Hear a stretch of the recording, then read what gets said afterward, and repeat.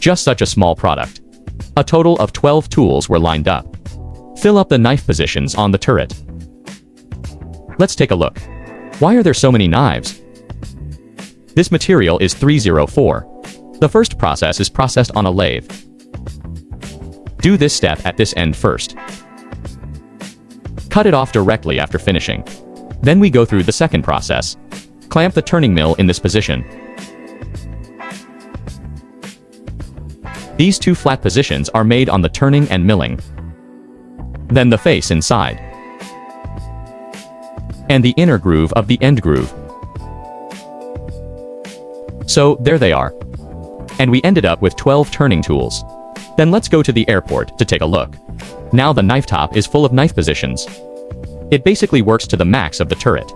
So many knives were used in total, mainly to pursue its stability. So, let me tell you about this. What position does each knife do?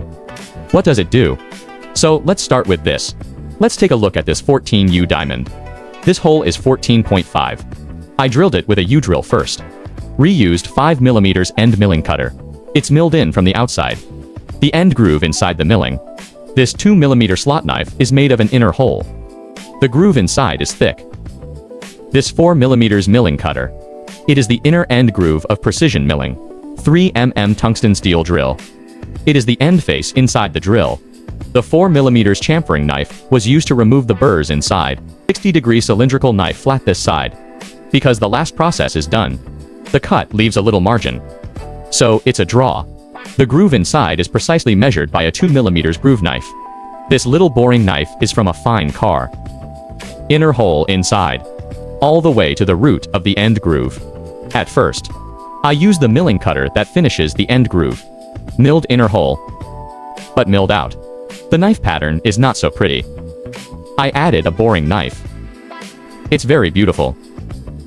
Take another look. This 8mm milling cutter. I use it for.